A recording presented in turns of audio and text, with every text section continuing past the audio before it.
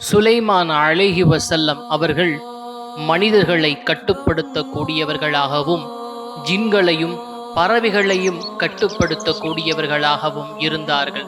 ஒரு நாள் சுலைமான் அலைஹி வஸல்லம் அவர்கள் பறவைகளை கண்காணித்து கொண்டிருந்தார்கள். பறவைகளின் கூட்டத்தை பார்வையிட்ட போது ஹூது ஹூது என்னும் பறவையை காணவில்லை. அதனால் சுலைமான் அலைஹி வஸல்லம் அவர்கள் ஹூது ஹூது பறவை எங்கே போனது, அதை நான் காணவில்லை, சரியான காரணத்தை அது சொல்லவில்லை என்றால் நான் அதை தண்டிப்பேன் அல்லது கொன்று விடுவேன் என்று கூறினார்கள். சிறிது நேரத்தில் ஹூது ஹூது பறவை அங்கே வந்து சேர்ந்தது. நீங்கள் அறியாத ஒரு விஷயத்தை நான் கொண்டு வந்துள்ளேன் என்று அந்த பறவை சொன்னது. சஃபாவிலிருந்து நான் உண்மை செய்தியை உங்களுக்கு கொண்டு வந்துள்ளேன் என்று தொடர்ந்தும் சொன்னது. அங்கே பல்கிஸ் ராணி அம்மக்களை ஆட்சி செய்வதை கண்டேன். அவளுக்கு தேவையான எல்லாமும் கொடுக்கப்பட்டுள்ளது.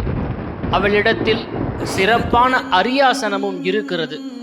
ஆனால் அவளும் அவளை சார்ந்த மக்களும் அல்லாஹுவை வணங்குவதற்கு பதிலாக சூரியனை வணங்கி கொண்டிருக்கிறார்கள்.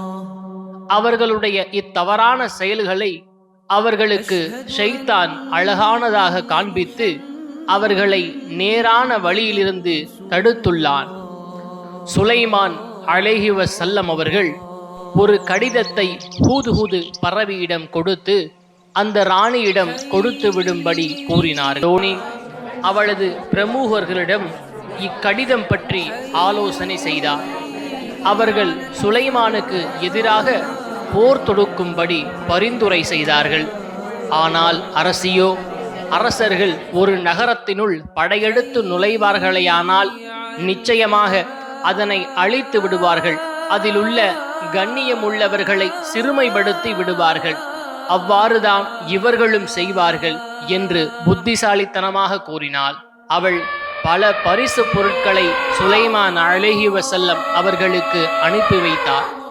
ஆனால் அவர்கள் அதை பெற்றுக்கொள்ள மறுத்து விட்டார்கள்.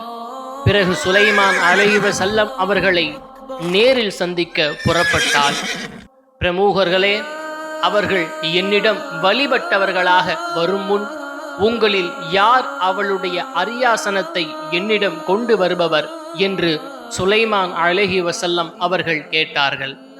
ஜின்களில் பலம் பொருந்திய இப்ரீத் அதற்கு முன் வந்தது. நீங்கள் உங்கள் இடத்திலிருந்து எழுந்திருப்பதற்கு முன் அதை நான் உங்களிடம் கொண்டு வந்து விடுகிறேன் என்று கூறியது. ஆனால் இறைவேதத்தின் ஞானத்தை பெற்றிருந்த ஒருவர் உங்களுடைய கண்ணை மூடி மறைப்பதற்குள் அதை உங்களிடம் கொண்டு வருவேன் என்று கூறினார். அவர் சொன்னவாறே அது தம்மிடம் வைக்கப்பட்டிருந்ததை கண்டதும் சந்தோஷம் அடைந்தார்கள். அதனால் அவர் பெருமை கொள்ளவில்லை. ஆகவே அவள் வந்தபொழுது உன்னுடைய அரியாசனம் இது போன்றதா என்று கேட்கப்பட்டது. அதற்கு அவள் நிச்சயமாக இது அதை போலவே இருக்கின்றது என்று கூறினாள். இந்த மாளிகையில் பிரவேசிப்பீராக என்று சொல்லப்பட்டது. அப்போது அவள் அம்மாளிகையின் தரையை பார்த்து அதை தண்ணீர் தடாகம் என்று எண்ணிவிட்டாள். எனவே தன் ஆடை நனைந்து போகாமல் இருக்க அதை தன் இரு கெண்டை கால்களுக்கும் மேல் உயர்த்தினாள்.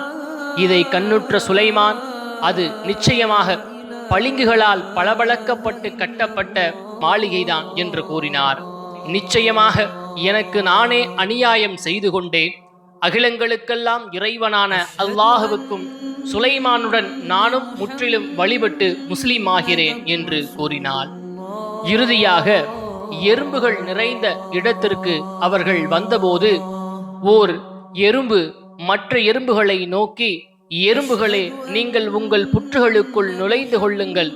சுலைமானும் அவருடைய சேனைகளும் அவர்கள் அறியாதிருக்கும் நிலையில் உங்களை நசுக்கிவிடாதிருக்கும் பொருட்டு அவ்வாறு செய்யுங்கள் என்று கூறிற்று.